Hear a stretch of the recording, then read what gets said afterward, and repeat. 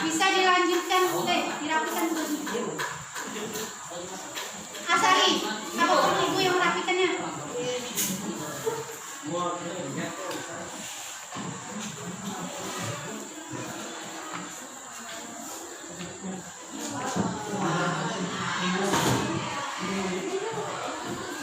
Paru-paru ketika dia mengeluarkan, ini respirasi namanya, yang dikeluarkan karbon dioksida, oksigen ditambah karbon menjadi karbon dioksida, dan yang keluar itu adalah karbon dioksida. Apakah semuanya dikeluarkan? Tidak, ada yang tersisa.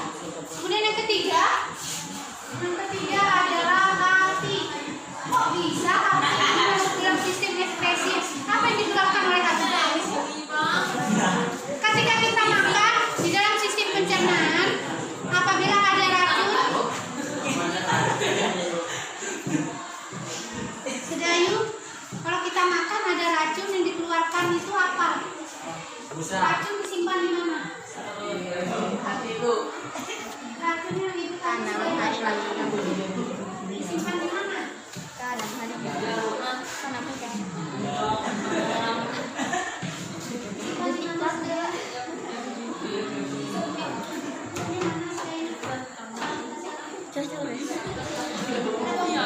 Matahari itu nanti deh, nanti.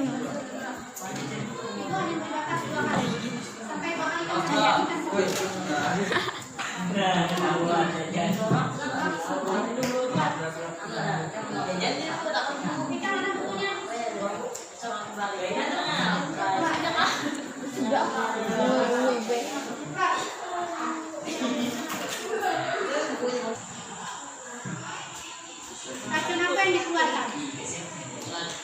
Apabila dari makanan ada racun, disimpannya di empedu. Apabila empedunya penuh, disimpan ke hati. Apabila penuh di hati, dikeluarkannya kemana?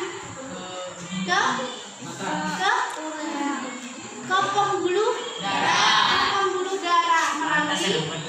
melalui sistem peredaran darah, dialirkan ke seluruh darah. Setelah itu penuh, dialirkan ke sistem saraf.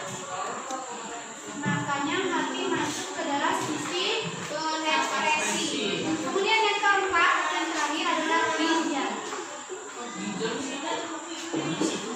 Mengapa ginjal masuk ke dalam sistem ekspresi? Karena ginjal merupakan pusat tempat pembuangan dan pusat kerja semua. Contohnya seperti ini. Kalau kalian lihat di pintu engsel pintu ini masih bagus. Ada berapa ini? 1, 2, 3. Fungsi engsel ini Sampai ke engsel. sama halnya dengan ginjal. Ini tubuh bagian atas dan ini adalah tubuh bagian bawah.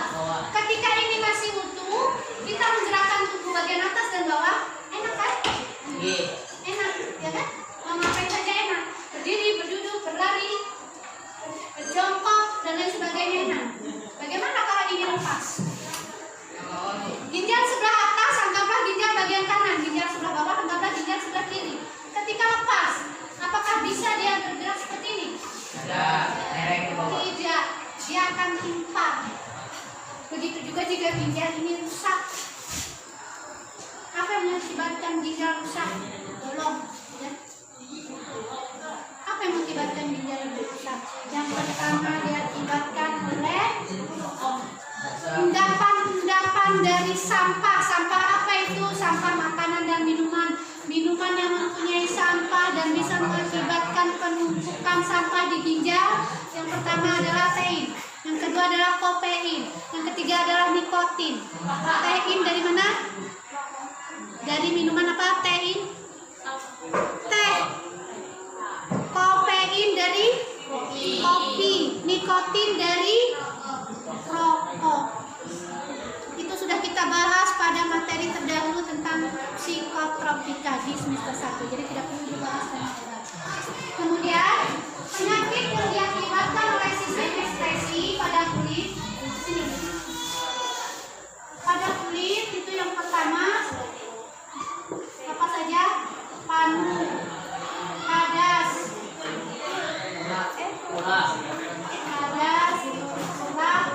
kemudian gatal-gatal, Cacar. kemudian biang keringat.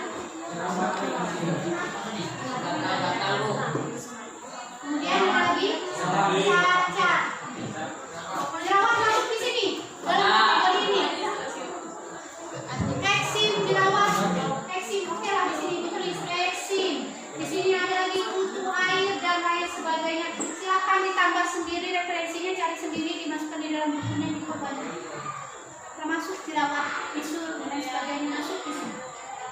Kemudian penyebab utama ini apa penyebab utama? Yang pertama karena adanya pencemaran air. Yang kedua kurang menjaga kesehatan tubuh. Kesehatan tubuh yang dimaksud adalah pada bagian kulit. Contohnya jarang mandi tidak pakai sabun, jarang ganti baju kotor dipakai, selalu main debu, suka yang kotor-kotor, akan mengakibatkan penyakit pada kulit. Kemudian yang ketiga adalah pencemaran udara. Yang kedua paru-paru. Penyakit pada paru-paru kemarin sudah pernah dijelaskan pada sisi pernapasan. Yang pertama adalah ispa. Yang kedua adalah TBC. paru-paru basah. Ada lagi spidol friendly. Paru-paru basah. TBC. Yang ketiga paru-paru Kering. Yang keempat TBC. Yang kelima pneumonia atau asma. Asma itu yang mangga sama. Asma atau mangga sama. Dan kebanyakan penyebabnya ini diakibatkan oleh pencemaran udara. Kecuali TBC ini diakibatkan oleh bakteri tuberkulosa atau TBC.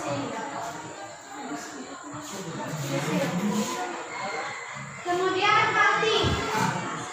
Ini ada dua spidol, dua-duanya error. Siapa yang mau ngisi spidol? Siapa yang bikin hari ini? Yang bikin hari ini siapa? Isi satu. Ini ada spidol, Bu. Oh, ini isi ada. Ada. Satu isi. Dulu.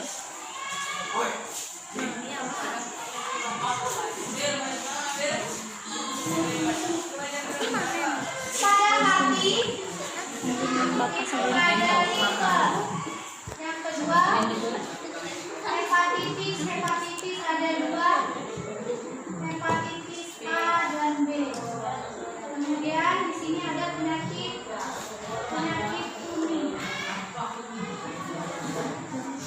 Penyakit kuning ini seluruh tubuh kuning termasuk mata semuanya kuning. Kemudian pada ginjal hanya ada satu penyakit. Apa itu ginjal? Gagal ginjal. Gagal ginjal.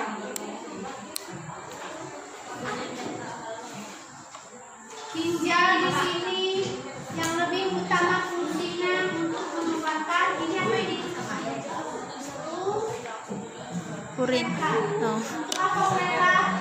Untuk menampung kuning. Yang dikeluarkan dalam bentuk air seni. Keluarnya dari mana?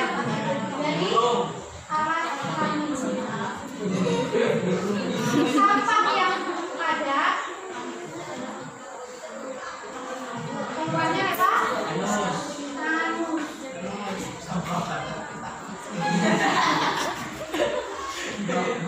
Gejalanya apa Pak Teguh? Sudah tahu gejalanya. Sampai di sini sistem ekspresi ada pertanyaan. Selesai ya? Selesai satu bapak? Sampai di sini sistem ekspresi ada pertanyaan. Kalau tidak ada pertanyaan ibu yang bertanya.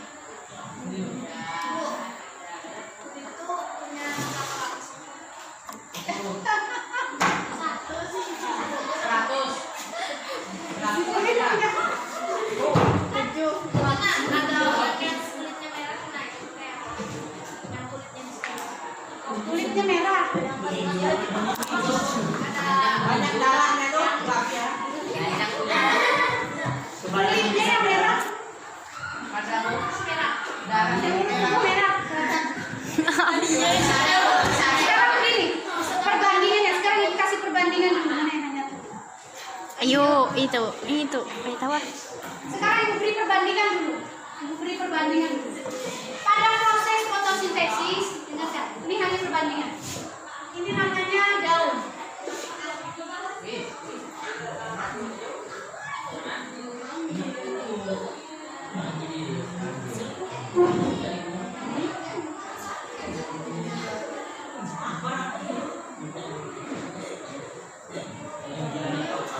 Ini matahari. Proses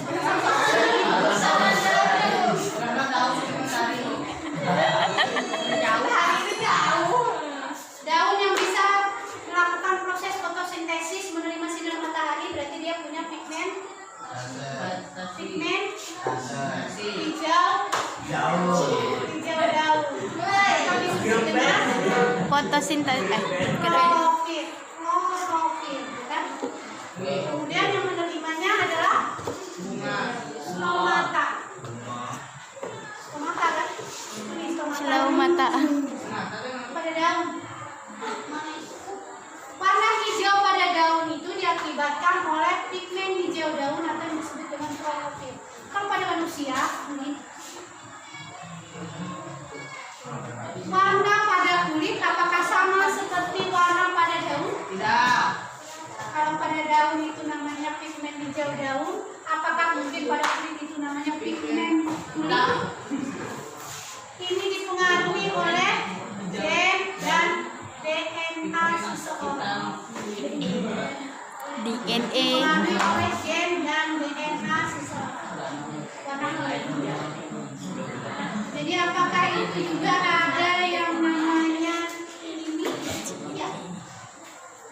Apabila di dalam gen seseorang itu tertanam warna kulitnya putih, ibunya putih, bapaknya hitam, kok bisa anaknya putih? Atau ibunya putih, bapaknya putih, anaknya kok hitam? Ada kan? Ada kan gitu? Kemudian ada yang Sindiran. sama-sama putih, tiba-tiba anaknya kok merah. Ada mitos mengatakan, mitos di kampung mengatakan gara-gara waktu hamil kenakan sabun.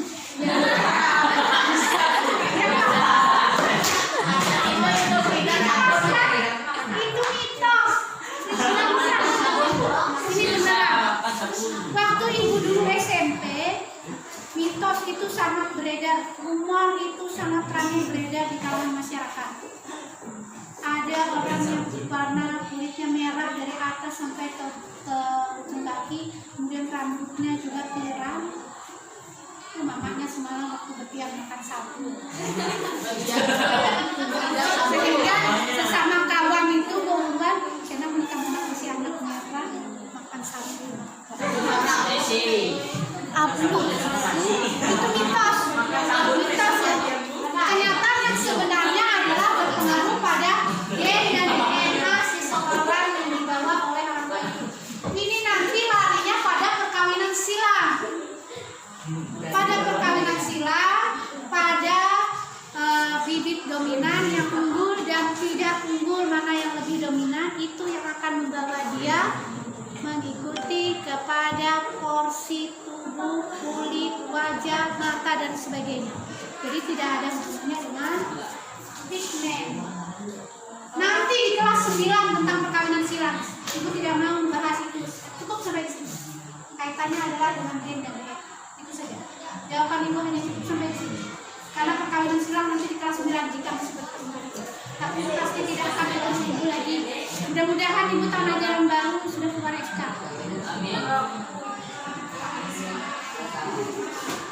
Ada lagi yang ingin bertanya? Yang laki-laki nanti.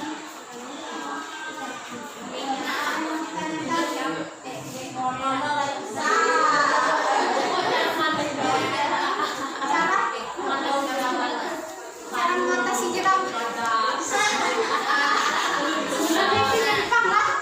Sebenarnya itu menyimpang dari sini.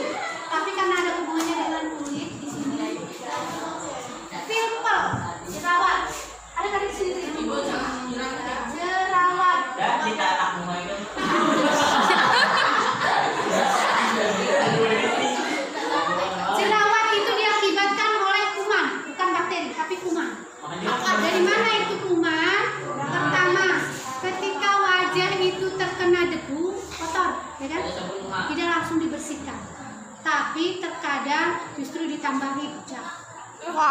putri biasanya Wah, wah. suka begitu, tidak dibersihkan akibat wajah kotor.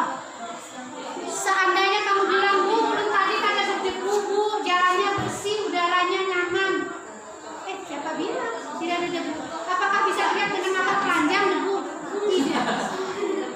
Itu yang pertama. Efek yang kedua, apakah karena terlalu banyak makan makanan yang mengandung minyak? Tidak berpengaruh sama sekali. Tapi jerawat diakibatkan karena terlalu banyaknya lemak yang dikonsumsi oleh sel kulit bagian dalam. Kulit itu terdiri dari beberapa lapisan. Lapisan paling luas kulit, lapisan kedua kulit inti, lapisan ketiga kulit epidermis.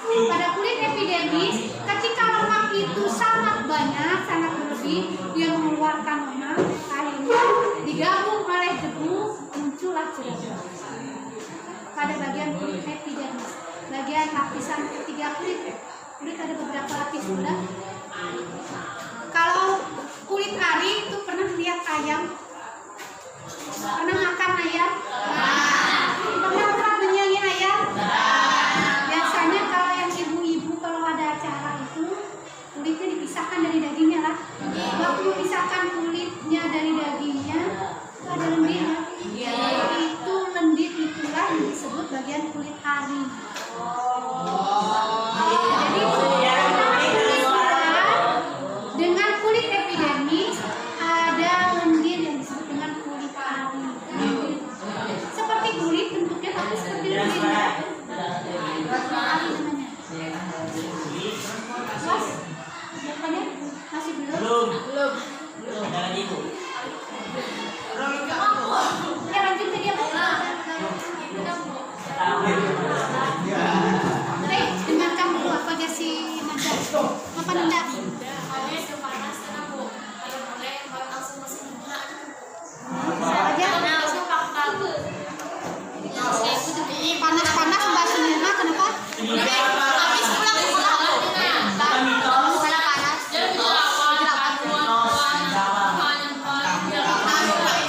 Pengen makan obesitas.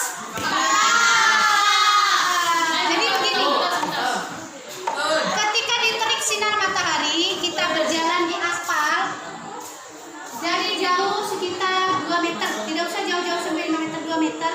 Kita melihat dari jauh seolah-olah ada air, ya kan? Itu namanya fata morgana. Seolah-olah ada air, ketika kita dekati ternyata tidak ada, itu fata morgana. Seperti itulah yang dimaksud ketika datang panas-panas mencuci muka. Mengapa demikian? Ini wajah.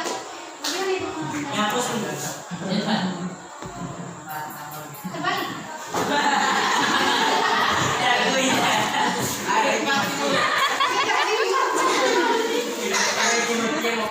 Langsung ke wajah ibu. Ini wajah. Ketika kita keluar jalan di bawah terik, kita menyerap sinar matahari. Yang menyerap itu siapa yang menyerap? Sel kulit yang menyerap. Ketika sel kulit luar menyerap, masuk ke sel kulit ari-ari, masuk lagi ke bagian epidermis, kemudian dialirkan ke seluruh permukaan kulit, sehingga ketika terasa panas, bagian dalam tubuh menetralisir itu tidak lagi terasa panas, tapi akan berubah menjadi adem. Datang ke rumah, langsung cuci muka, bagus, bersih, menghilangkan debu. Nah terus, kenapa kok bisa merusak, ada jerawat dan lain sebagainya? Itu mitos. Faktanya bagus. Yang ada jerawat bisa membuat muka jadi bopeng-bopeng, bepanuan dan lain sebagainya, itu mitos. Karena pada kenyataannya dalam ilmu sains, ketika masuk sinar itu, kulit ada beberapa lapis ya, dialirkan. Tubuh punya penetra khusus, makanya tadi dikatakan di sini kulit masuk pada bagian sistem ekspresi. Siapa yang menetrakannya? Tubuh. Di dalam tubuh ada air. Dari mana air itu? Ketika kita minum dan makan, air itu tidak semuanya dibuang. Dalam hidup nutrisi diarahkan diedarkan ke tubuh, ya kan? Disimpan. Kemudian ketika diperlukan dibiarkan. Kok bisa dalam bentuk air? Misalkan kita makan dan minum, yang kita minum mengandung glukosa. Kemudian selain glukosa ada mengandung garam. Kemudian juga ada mengandung basa. Ketika keluar, kok dalam bentuk H2O? H2O berarti air kan? Ketika keluar dalam bentuk H2O. H2O ini air. Tapi apakah air murni? H2O ini kan murni. Tidak kan? Bercampur dengan garam. Pengen bukti? Silakan coba lihat. Kalau berkeringat tidak sah. Pasti masin tidak sah. Karena tercampur oleh garam. Kenapa demikian? Yang masuk di dalam tubuh tadi diproses. Prosesnya ada di lambung. Di mana menyimpannya? Di pankreas. Pankreas itu untuk menyimpannya. Ketika itu diperlukan, dikeluarkan. Ketika tidak diperlukan, dialirkan ke usus besar, dikeluarkan melalui yang air dalam bentuk air melalui saraf kelamin yang dalam bentuk pada ke Anus. kan begitu. Masih ada lagi? Boleh. Banyak garam. Terlalu banyak mengkonsumsi garam.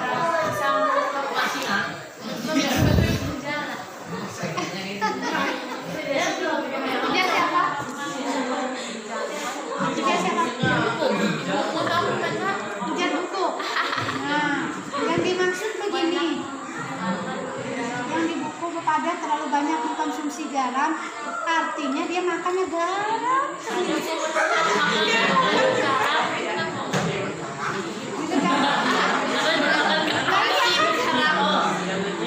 Sekarang ibu tanya, makanan yang mengandung garam apa saja coba?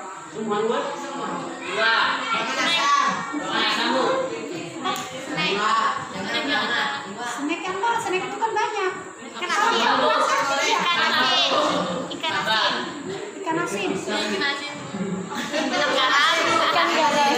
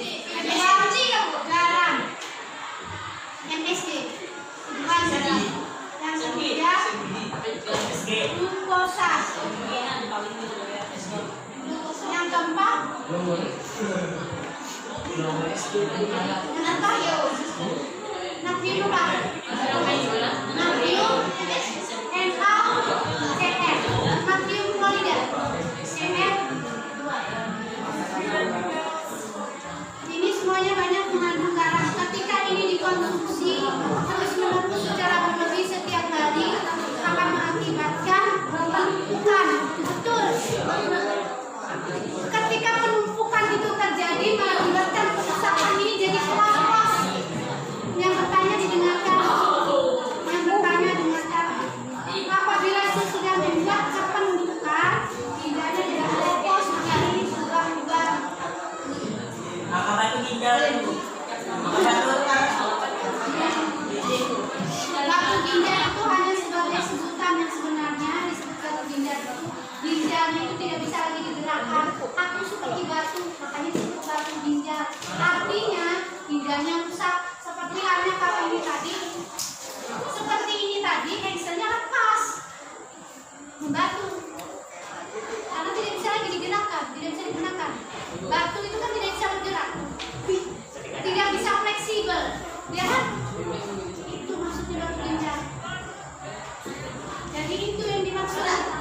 bukan kamu makan ikan asin, yang asin gitu.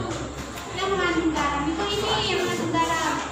Jadi sudah tahu nggak? MSG itu dari mana? Penyedap rasa. Penyedap rasa itu ada di situ itu.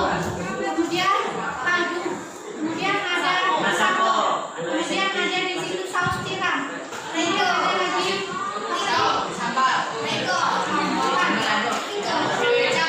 pokoknya di situ lah. Asin lagi. Kemudian kalau garam yang dimaksud, apabila garam ini mengandung iodium, dia akan menetralisir. Tapi garam yang dimaksud ini adalah garam murni. Garam murni. Pernah lihat garam yang biji-biji yang biasanya digunakan orang untuk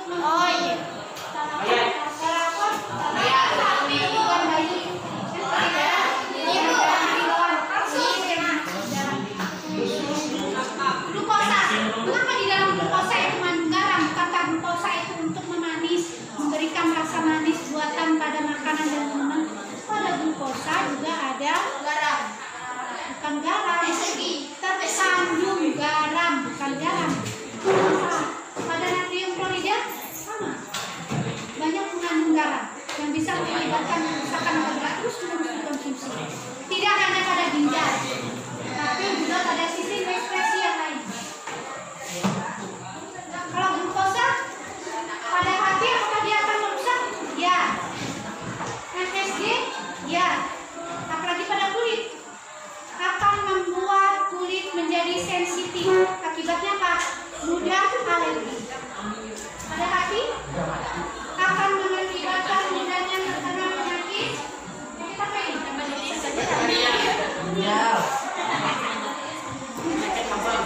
Pada paru-paru akan membuat sistem imun tubuh berkurang yang mengakibatkan tubuh mudah lemah, letih, lesu, dan akhirnya mudah diserang oleh penyakit. Bakteri apapun akan mudah masuk yang mengakibatkan paru-parunya menjadi lemah. Ketika paru-paru lemah, bakteri masuk, dia menyerang. Yang lebih utama adalah ini dan kalau MSG yang besar kesini. Dia pakai jam tangan sekarang jam berapa? Di mana? Masih ada waktu 9 menit. Kita selesaikan. Bila orang alergi alergi kita jam berapa? Jam berapa? Bila alergi, Alergi sih alergi ayam dan buat jerawat pada kulit. kalau alergi itu tidak hanya membuat jerawat. Kita lihat dulu posisi alerginya. Misalkan pada ayam itu ada dua macam, ada ayam kampung dan ada ayam ras. Ayam ras ini disebut juga dengan ayam broiler. Mengapa ini bisa lebih sensitif dan mudah membuat alergi pada seseorang? Karena dia makan bama. Dari bama itu dapat membuat alergi pada kulit. Contoh yang lebih utamanya adalah gatal-gatal. Gatal-gatal yang lebih sering terjadi pada seseorang itu adalah campak di kulit yang diakibatkan oleh ayam ras atau ayam broiler. Kalau ayam kampung jarang sekali terdengar orang alergi terhadap ayam kampung. Karena apa? Ayam kampung makannya sembarangan, makan beras, makan tumbuhan, dan makan cacing dan sebagainya. Pada cacing, perhatikan, pada cacing itu dia mempunyai dua alat kelamin, makanya disebut dengan hemafrodit. Pada cacing itu terkandung vitamin yang bisa menyebabkan melemahnya virus di dalam tubuh. Makanya kadang-kadang orang yang punya sakit hati, punya liver, punya tipes, punya penyakit apapun, jika diberi cacing sebagai obatnya akan mudah sembuh. Karena di dalam cacing itu banyak terkandung vitamin dan protein yang tidak ada didapat dari manusia lain.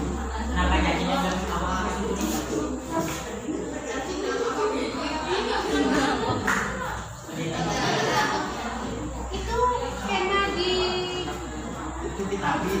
dari kelas 7 belum ada dua materi kelas 7. Jalan kita.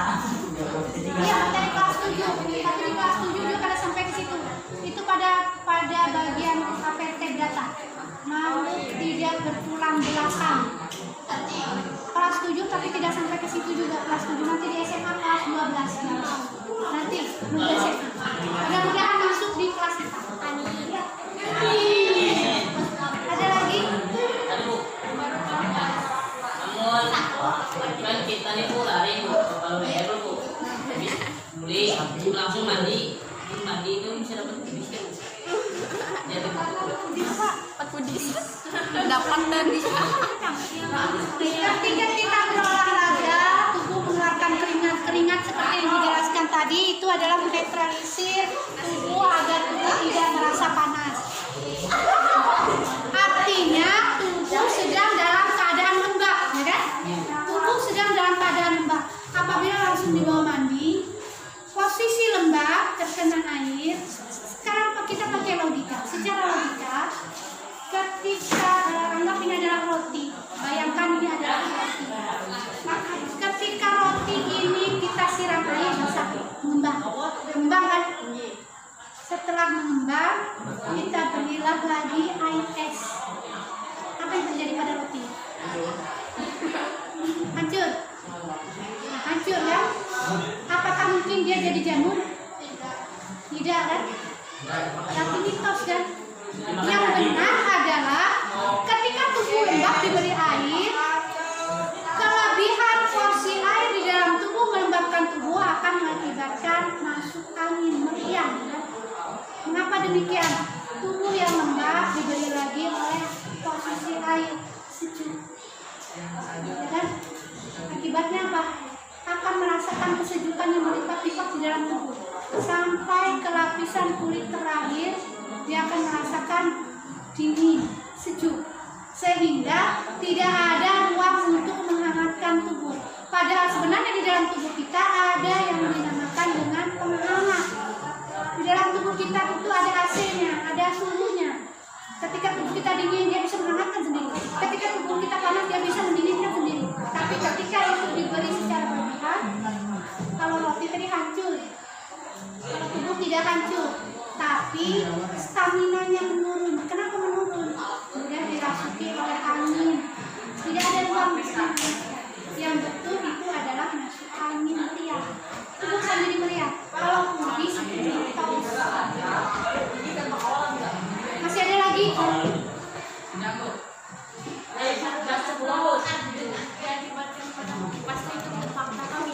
Apa tadi? Kalau baru basah. Diakibatkan sering pakai kipas. Dobel guring. Saat tidur. Nah itu, kalau perhatikan yang suka pakai kipas pada saat tidur. Perhatikan.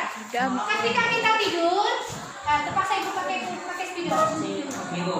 Ketika kita tidur, bagaimana cara ibu menggambar? Di mana tempatnya ini? Belum bisa lihat ini? Belum. Jadi begini, di sini.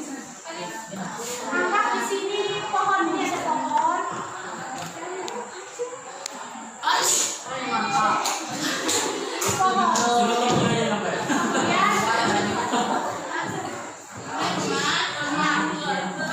Kita tidur di dalam rumah. Kemudian di sini ada penerang namanya lampu. Ya kan? Artinya kipas ketika dihidupkan mengandung energi listrik. Betul?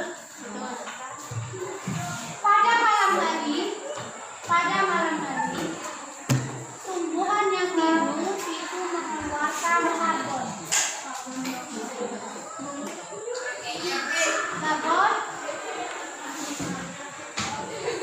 Ketika kita tidur, kita mengeluarkan oksigen.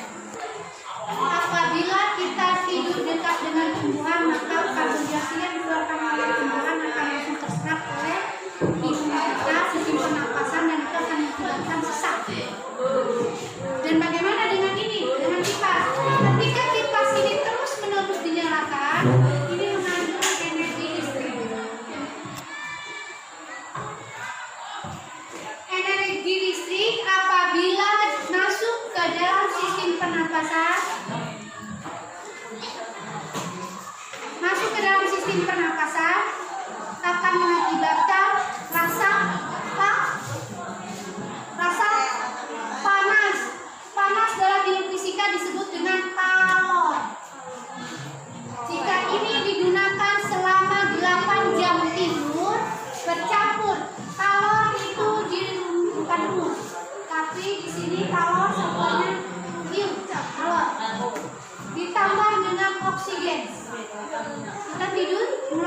oksigen. Yang kita hidup karbon. Apabila ini terus menerus selama 8 jam, apa yang terjadi? Mati. Yuk. Susah nafas. Ya. Belajar bu. Begini, karbon dioksida tambah CO2. Ya. Ya. Tulis yang betul. Ya. Ya. Begini kan? Akhirnya karbon itu sendiri di dalam tubuh membuat rasa panas. Ketika dicampur dengan kalor, semakin tambah panas. Antara panas dan oksigen, lama-kelamaan jika di udara, kita sekarang pakai logika ke udara di dalam ruangan. Jika ruangan ini tertutup semuanya, kita masukkan udara, tapi sekarang ini kita tutup. Apa yang terjadi di dalam? Apa yang terjadi di dalam ruangan? Sesak.